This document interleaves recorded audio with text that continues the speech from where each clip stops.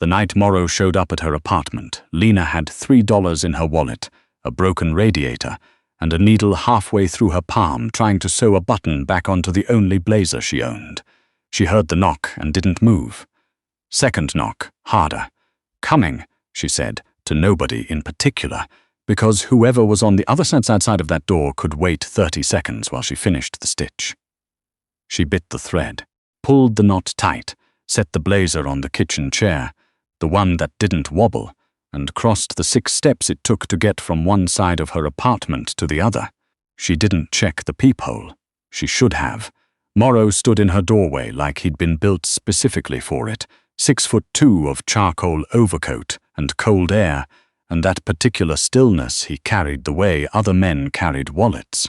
Behind him, barely visible in the dim hallway, was a man she didn't recognize, dark coat, hands loose at his sides. Lena looked at Morrow. Morrow looked at her.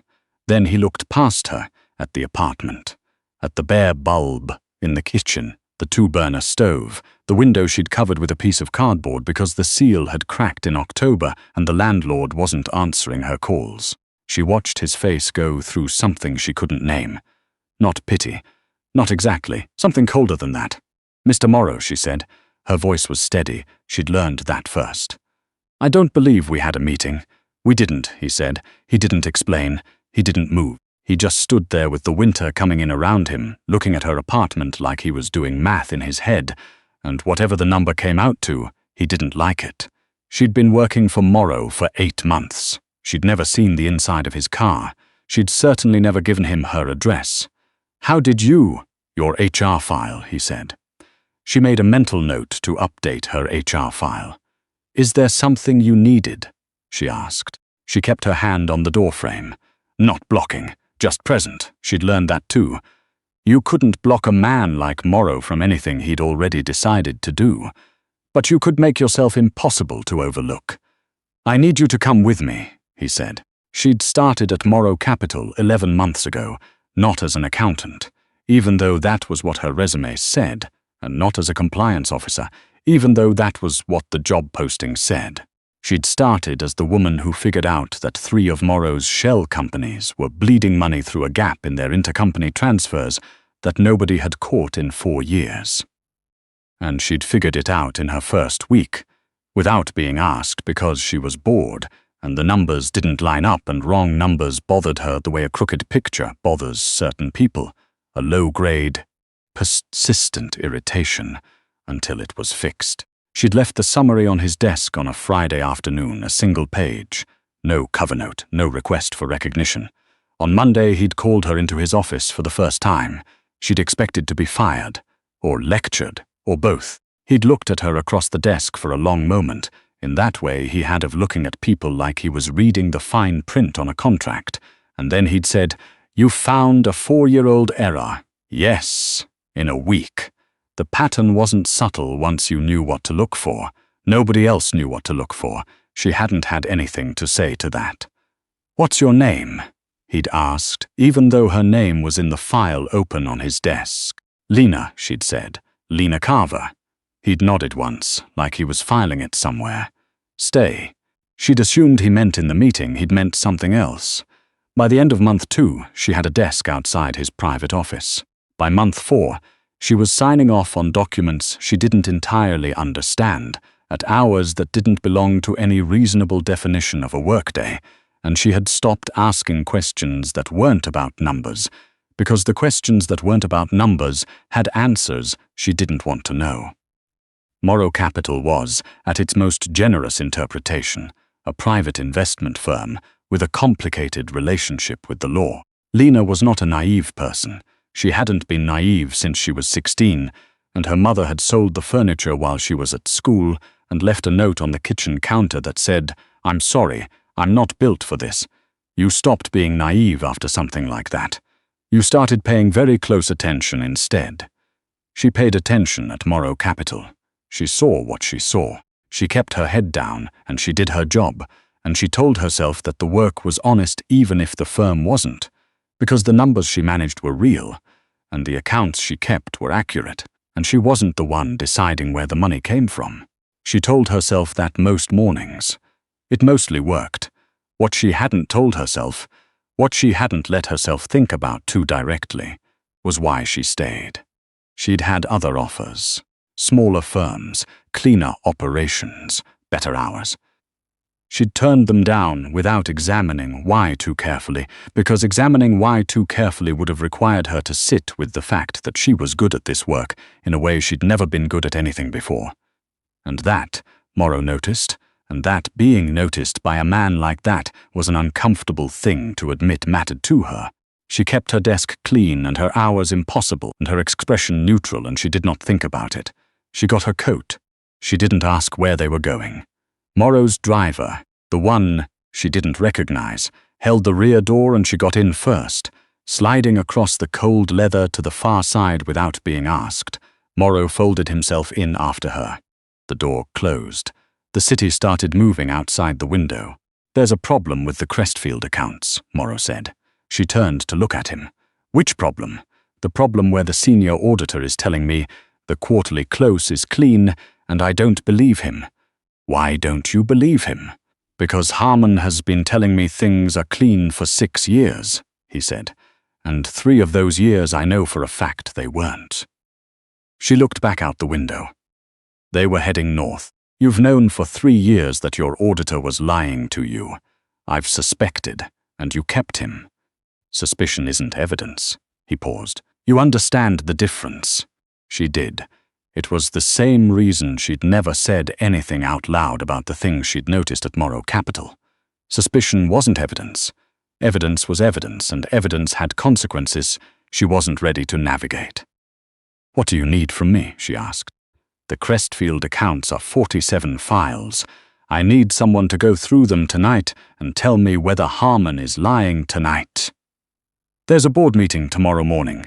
She thought about the blazer on her kitchen chair, the button she'd just sewn back on. She thought about the fact that she hadn't eaten since noon because she'd been doing inventory at the office until 6, and then she'd gone to the grocery store and stood in the frozen food aisle for 10 minutes, trying to decide between 2 things that cost the same amount before putting both of them back because her card was going to be tight until Friday. "I'll need coffee," she said. "There's coffee at the office." "Good coffee." Something shifted in his expression. "Almost nothing." In 8 months, she'd gotten better at reading almost nothing. "There's good coffee at the office," he said. "Then we're fine," she said, and she turned back to the window. The office was empty at 8 on a Thursday night. Security nodded them through. The elevator took them to 42, and she followed Morrow down the dark corridor to the main conference room, where someone had already laid out 47 paper files in labeled stacks, and there was, in fact, good coffee in an actual French press on the credenza, which she noted with the particular relief of a person who had been managing on gas station coffee since Tuesday. "I'll need 4 hours, she said, pulling out the first stack. "You have 3-4. He looked at her. She looked back. 4, he said, and left. She poured the coffee. She sat down. She opened the first file. The thing about numbers was that they didn't lie. People lied. People manipulated, omitted, restructured, buried, reframed. But underneath all of that, the numbers themselves were just numbers. And if you looked long enough and carefully enough, the shape of what actually happened was always there. You just had to be patient, and you had to be systematic, and you had to be willing to follow things into ugly places. Lena had been doing that since she was 17 years old.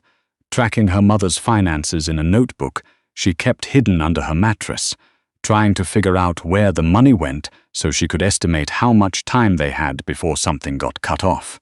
She'd gotten very good at it. Harmon, she found by the second hour, was not a sophisticated liar. He was careful, which was different. He'd distributed the discrepancies across small line items in multiple accounts over multiple periods, nothing large enough to trigger an automatic flag, and if you looked at any one account, you'd see nothing worth noting. But across all 47 files, over 6 quarters, there was a pattern. A small, consistent draw, always in the same direction, always routed through the same 3 intermediaries, before it disappeared into something she'd need another week, and probably a subpoena to untangle. She had Harmon's summary reports in a separate stack. She'd read his conclusions and she'd read the underlying files, and they were different documents about different realities. She made notes. She made more notes. She poured the last of the coffee.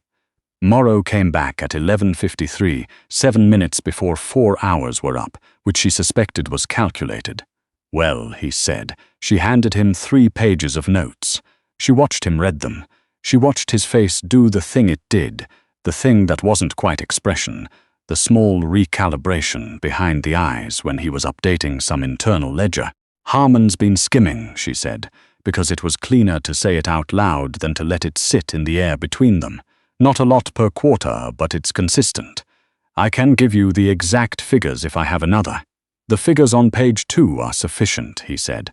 I estimated in some places.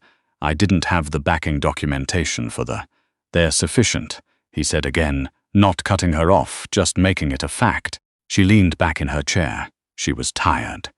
The particular tiredness that came from 4 hours of close focus, plus not enough food, plus the low-grade tension that she apparently now carried as a baseline condition of being alive, like tinnitus, like something she'd gotten so used to, she only noticed it in moments like this one, when she went still enough to feel everything her body was doing. "What happens to Harmon?"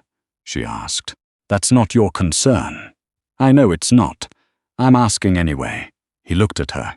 The light in the conference room was harsh and overhead, and she knew she looked tired under it, that there was probably a line on her face from where she'd rested her cheek on her hand sometime around hour 3. "You ask questions other people in your position don't ask," he said. "I know." "Why?" She thought about it. "Because I've spent most of my life being the person other people didn't tell things to," she said. "I find it inconvenient." Something moved across his face. She still couldn't name it. "Harmon will be removed," he said. Quietly, "his contract has a clause, and the money will be recovered. And the people he was moving it to? Silence. A different kind of silence than the others." "That," he said, "is a longer conversation." She nodded. She started stacking the files back in order, because she'd learned early that you always left things the way you'd found them. Or better. "Go home, Carver. I'll finish sorting these first. Leave them. I don't like Lena."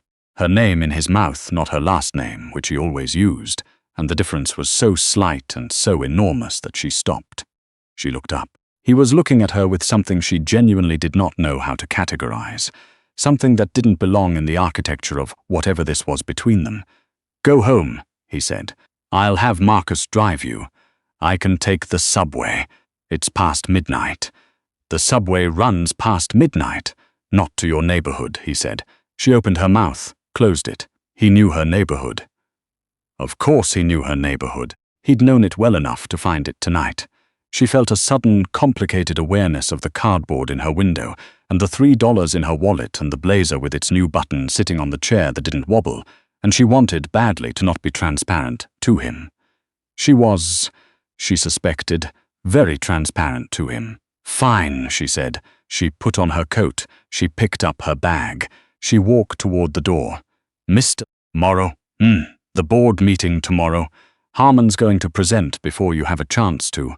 Harmon won't be presenting tomorrow." She paused at the door. "He doesn't know that yet. He doesn't need to," Snow said. "Be here by 7. Marcus drove a black sedan that was very clean and very quiet, and she fell asleep somewhere around the bridge and woke up when the car stopped and did not immediately know where she was, which was a bad feeling, the specific bad feeling of not knowing for a second whether you were safe. "Miss Carver," Marcus said from the front. "We're here." She gathered herself. She thanked him. She got out. The building's outer door was slow tonight. The lock had been sticking for 2 weeks, and she was still working at it with her key when she heard a car door behind her. She turned. Morrow, on the sidewalk, coat collar up against the cold. "What are you doing?" she said. "Making sure you get inside." "I live here. I always get inside. Tonight the lock appears to be giving you trouble." She looked at him. He looked at the door with the same expression he gave everything, which was complete and total attention, the kind that made things feel examined and measured and accounted for. She had worked for the man for 8 months, and she could not decide if this expression was kindness or just control, and she was too tired to figure it out standing on a sidewalk at 12:30. "I can manage my own door," she said. "I don't doubt it." She turned back to the door. She worked the key.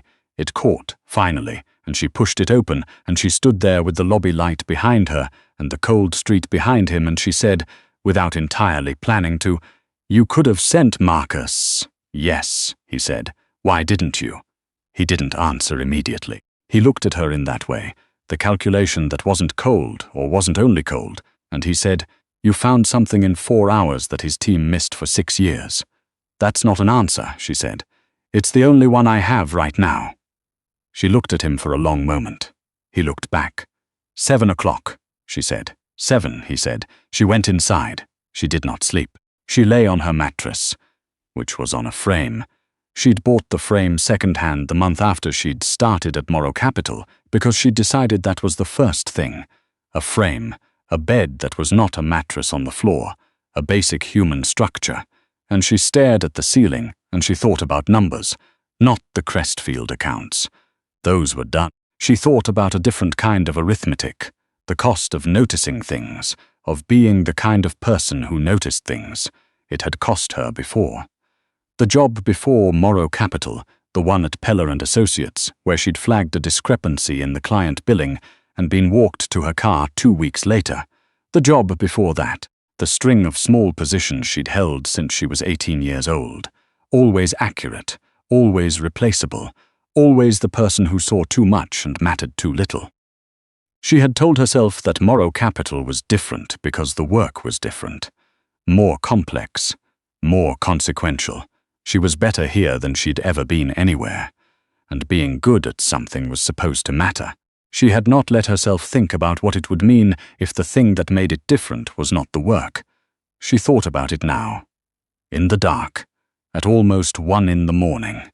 She thought about her name in his mouth, and the way he'd waited on the sidewalk, and the fact that he could have sent Marcus, and hadn't. She thought about the small and careful attention he'd paid her since that first Monday, the way she'd always attributed it to professional utility. She was useful. He found useful things worth keeping, and she'd turned it over now in the dark, and she wondered if she'd been wrong about what kind of accounting it was. She was still thinking about it when she fell asleep at 3. She was at the office at 6:50.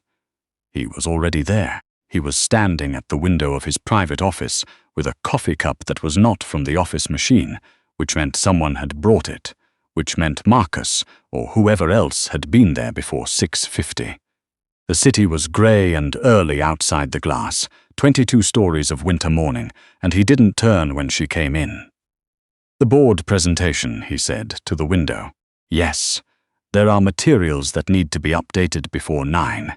I saw the files on my desk. I'll have them ready by 8:15. He turned then. He looked at her in the morning light, which was different from the conference room light, softer, less institutional, and she saw that he also looked like he hadn't slept, except on him it looked considered, like a choice, like the man had decided sleep was an optional feature. "Did you eat?" he said. She blinked. "Last night? Or this morning?" "Did you eat?" It was not quite a question. It was the way he asked things, with the interrogative removed, like the answer was information he'd already decided to collect and was just giving her the opportunity to provide it correctly. "I'll get something after the presentation," she said. He looked at her for a moment that went 2 seconds past professional, and then he picked up his phone and said, "Get breakfast sent up, whatever, Carver." "I'm not picky," she said. "Something real," he said into the phone, and hung up. She should have argued. She didn't. She went to her desk, and she opened the files, and she worked, and sometime around 7:30, someone brought a bag that had eggs in it and actual toast and fruit that wasn't half bad, and she ate it at her desk without stopping work, because there wasn't time, and because she was genuinely hungry enough that being deliberate about it wasn't an option. She didn't thank him. He didn't mention it. By 8:15, the materials were ready.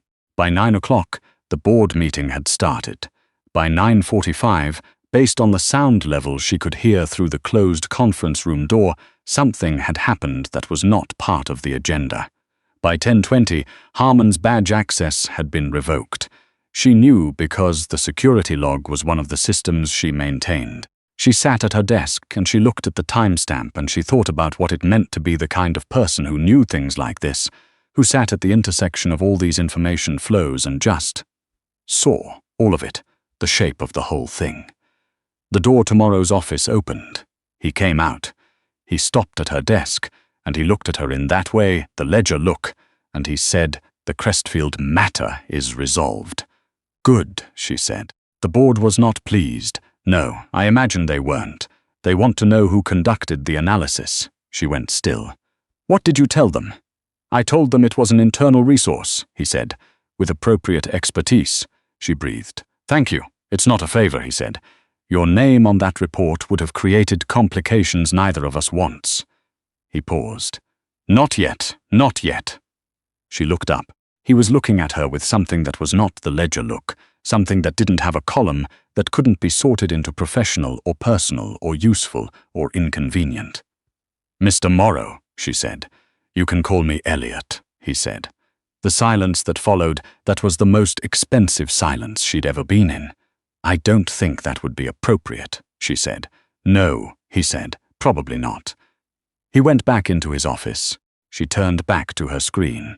She typed 3 words and deleted them, and typed them again, and her hands were entirely steady, and her expression was entirely neutral, and she was so acutely aware of the 12 feet between her desk and his closed door that it registered in her chest, a low, persistent pressure, like a number that wouldn't balance, like something that didn't add up and would not stop asking her to look at it until she figured out why. The weeks after Harmon were different. Not dramatically. Nothing about Morrow was dramatic. She'd noticed that early. The man operated the way serious machinery operated, with as little visible motion as possible, the real work happening out of sight. So the change was not dramatic. It was the breakfast showing up. It was the drive home when she missed the last train and found Marcus waiting outside the parking structure without being told to wait. It was the way Morrow had started saying her name. Lena, not Carver, in private and only in private, with the door closed and no one to hear it. She told herself it was professional appreciation, a resource, correctly identified, correctly maintained. She was lying. She knew she was lying because she'd become fluent in her own lies around age 19, and she recognized the particular texture of them, the way they were always technically defensible, always had an alternative explanation, always sat in the space between true and actually true. The actually true thing was, she looked for him when she came into the office. She clocked which floor his car was parked on by the elevator pattern. She paid attention when he was in a meeting to how long it had been running, whether she should have coffee ready when he came out. She was not doing these things because they were in her job description. And the other actually true thing was, when she stayed late, which was most nights. There was a period around 9 or 10 o'clock when the building emptied, and it was just her and him, and sometimes Marcus somewhere down below, and those hours felt like a different category of time. She worked. He worked.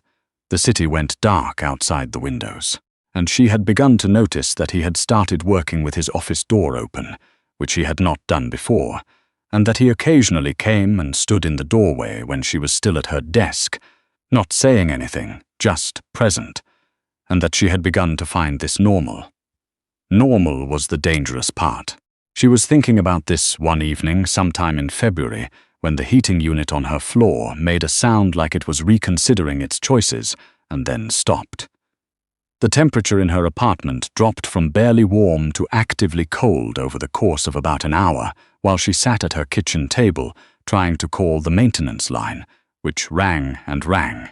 She was wearing 2 sweaters and her coat by the time she gave up on the maintenance line and tried the emergency number instead, which went to voicemail, which meant she was either spending the night in her coat or she was going somewhere else.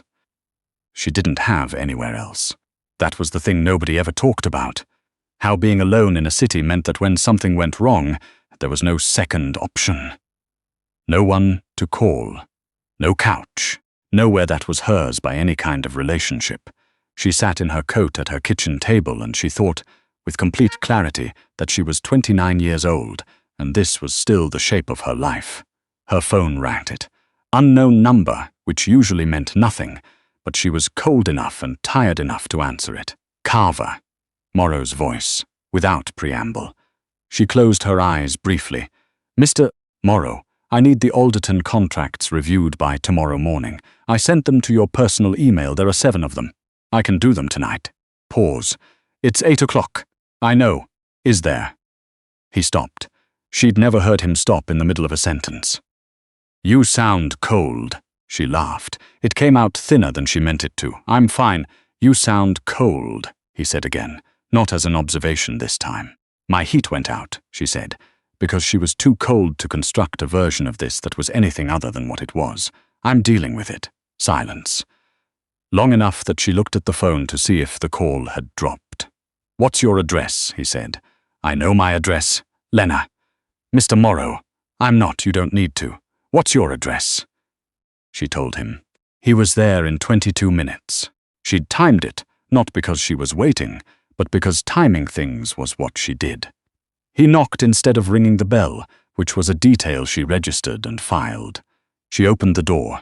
He stood there in the hallway with his coat on and took in the apartment again, same as the first time, except this time she saw his gaze stop at the window and the cardboard seal. She watched him look at it. I've been meaning to fix that, she said. How long has it been like that?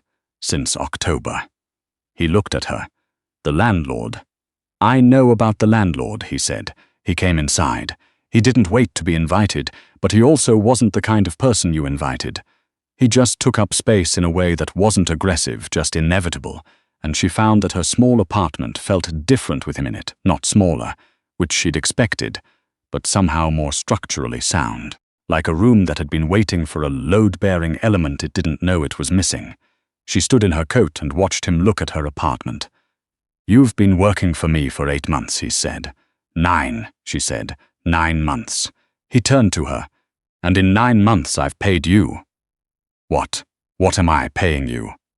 She told him. He looked at her for a moment that had no professional content whatsoever. That's not enough, he said. I negotiated the rate myself. You shouldn't have had to negotiate. I should have. He stopped. Something closed behind his eyes. I didn't look closely enough.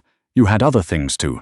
That's not an excuse. She stood there in her coat in her cold apartment looking at Eliot Morrow, and the expression on his face, the one she'd never seen before, the one that was not the ledger, not the calibration, just something plain and human and apparently directed at her, and she said, I don't need you to fix anything.